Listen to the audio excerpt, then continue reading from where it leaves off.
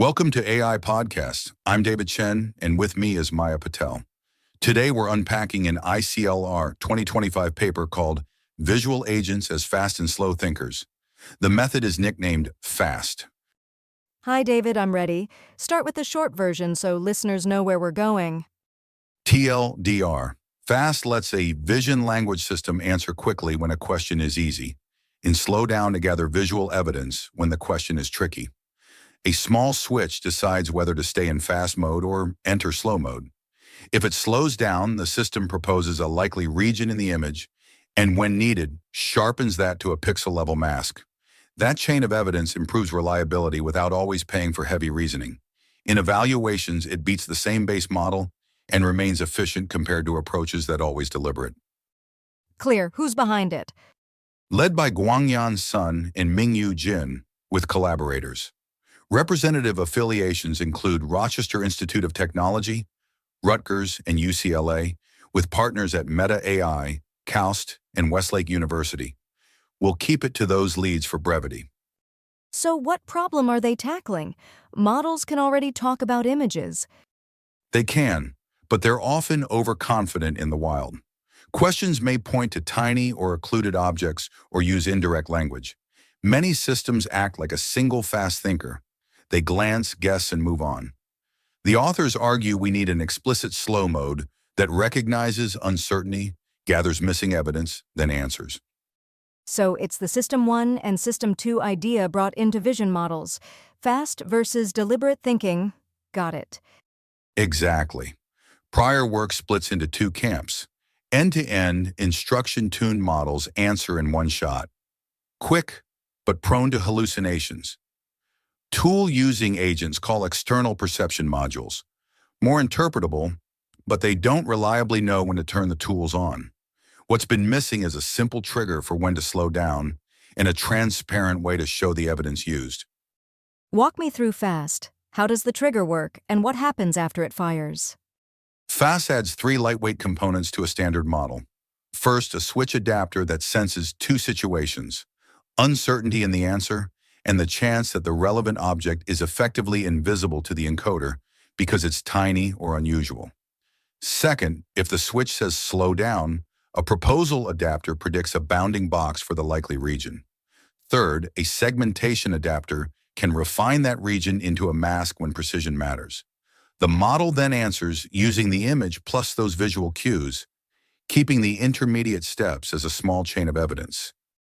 How did they teach the switch what missing evidence looks like? They fine-tuned with standard instruction data, plus around 100,000 curated negative examples that emphasize cases like too small objects or questions that require multi-step reasoning. That helps the switch learn when the base perception is likely to fail, so it knows to request the slower path. What is the base model under the hood? They build on LLVA v1.5 with a 7 billion parameter language backbone. The added adapters are trained efficiently using LoRa. For segmentation, they integrate a Lisa-style module with a SAM-based mask decoder to produce crisp instance masks when needed. And how did they evaluate it? Two families of tasks. First, visual question answering in broader multimodal understanding, where the goal is a short, correct answer about an image. Second, referring and reasoning segmentation, where the model must point to the exact pixels that match a description, including cases that require reasoning before locating the object.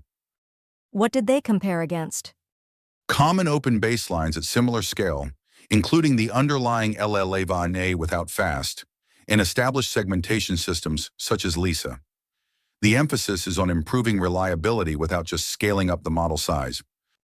All right, so how did it do? On the question answering side, FAST consistently improves over the same base model. To keep it light on numbers, I'll note two anchors the authors highlight: about 80.8% accuracy on VQA-V2 and a 48.7 GIOU score on the ReasonSeg benchmark. The broader pattern is steady gains across tasks that benefit from gathering evidence.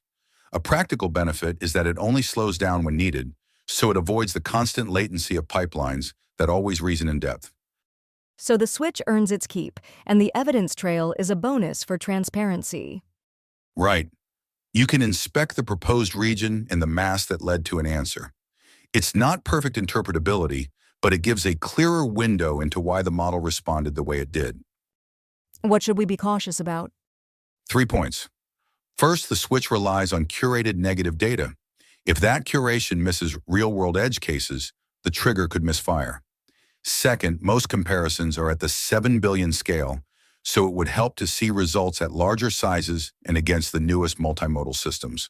Third, if the switch triggers at the wrong time, you either waste compute or still answer too quickly. Calibration matters in deployment. How about evaluation choices and reproducibility? Some benchmarks aggregate scores or use model-based judging, which can add noise.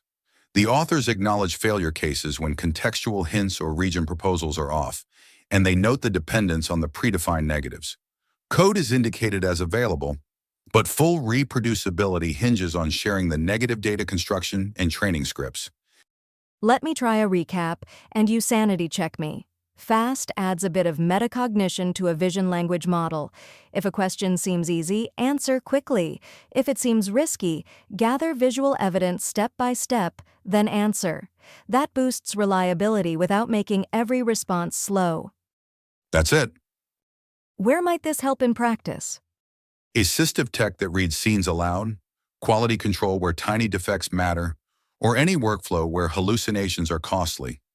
In those settings, a system that knows when to look again is valuable. What's a sensible research roadmap from here? Learn the switch from naturally occurring uncertainty, not just curated negatives.